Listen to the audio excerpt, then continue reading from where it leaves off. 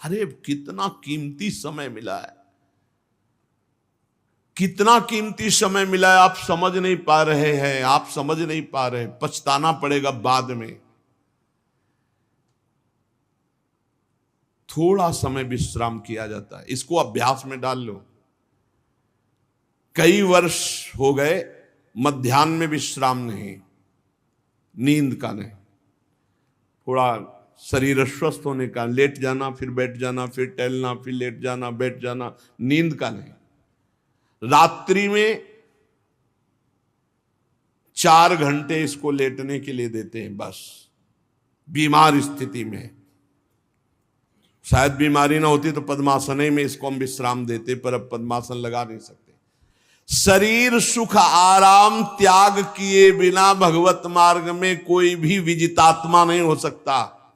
रगड़ो, इस शरीर को रगड़ो, हाथ में माला है या काउंटर है, टहल रहे हैं, जब नींद आ रही टहल रहे हैं, सिर्फ 4-5 घंटे शयन के लिए दीजिए।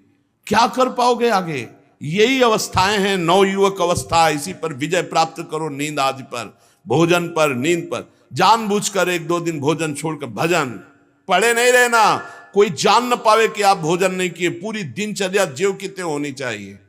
जिद्दी स्वभाव, परमार्थ के पथिक का जिद्दी स्वभाव, आराम त्यागी स्वभाव।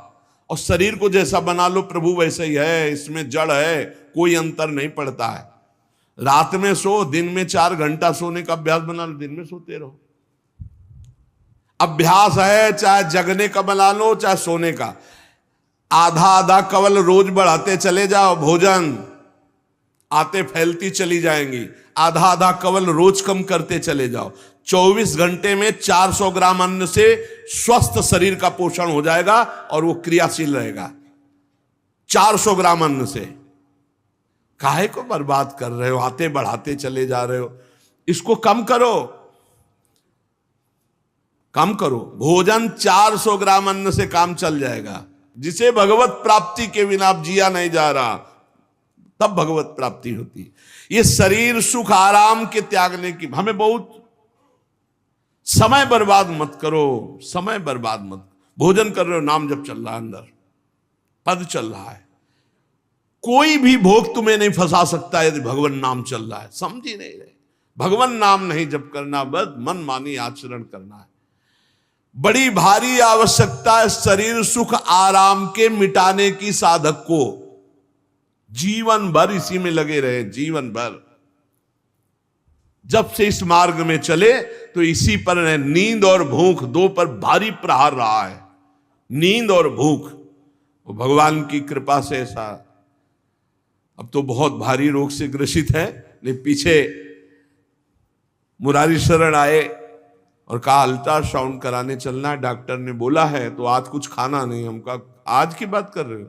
3-4 दिन से कुछ नहीं गया। जब डॉक्टर वहां देखा तो बोला बाबा पानी पे रहते हो क्या? जो वैसे किया, जानबूझ करके मधुकरी नहीं जाना, 3-4 दिन नहीं पाना। अब देखते हैं भजन कैसे होता है। और यह अभ्यास बचपन से, भूखे रह करके, सर्दी में, गर्मी में, बीमारी में, हर स्थिति में भजन नहीं छूटना, दिनचर्या नहीं छूटने। शयन में जो तुम्हें सुख मिलता है वो तमोगुणी नींद का है। जागृत होकर भजन में अगर समय व्यतीत कर दो, हाँ, जीवन आनंद में। शरीर सुख आराम को नष्ट करने की जरूरत है साधक को।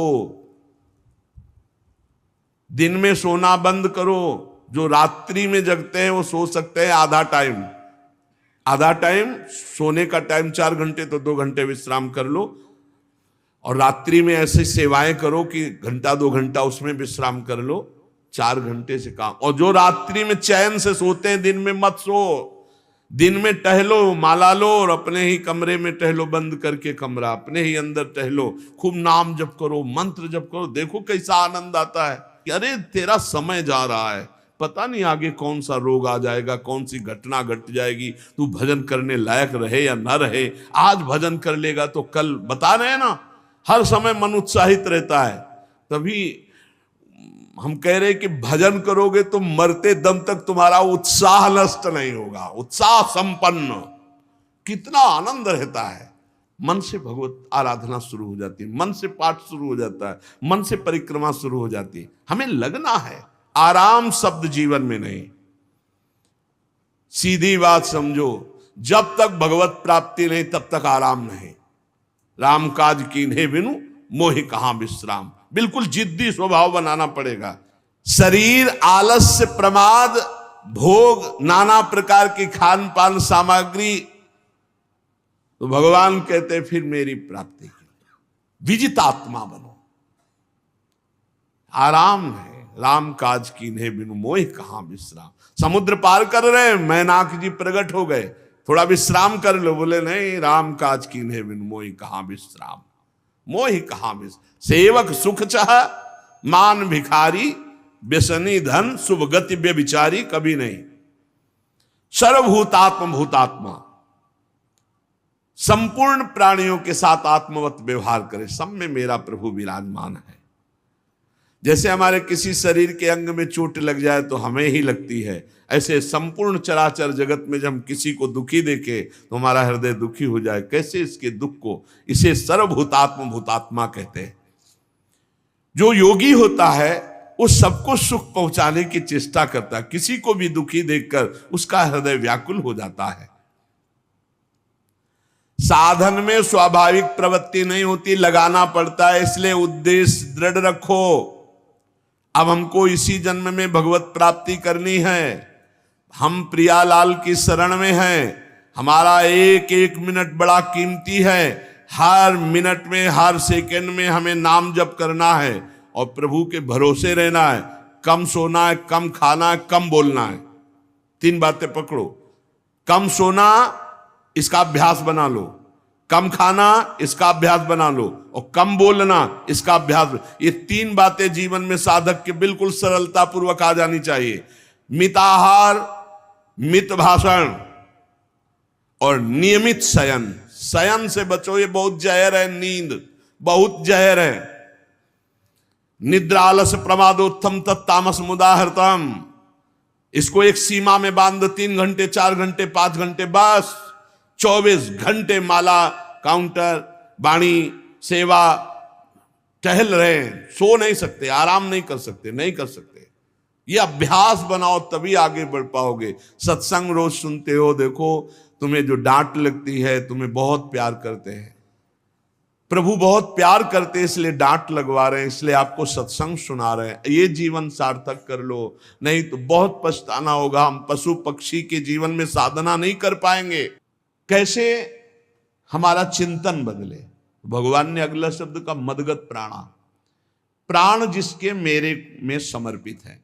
प्राण समर्पित का मतलब है प्राण वायु को लेकर प्रधान है। भोजन न मिले, जल न मिले तो भी हम जीवित रह सकते हैं काफी समय तक, क्योंकि प्राण वायु। प्राण बलवान पुष्ट होते हैं अन्न और जल से, लेकिन प्राणों की सत्ता वायु से है।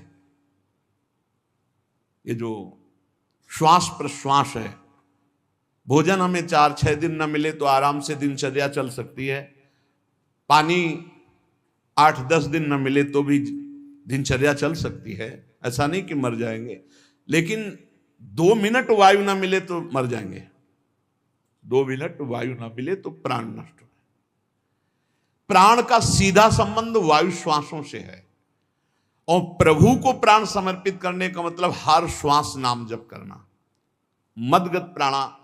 हम पानी भी पिएंगे, भोजन भी पाएंगे तो प्रभु को समर्पित करके और हर श्वास नाम जप करेंगे तो ये मदगत प्राणा होगा।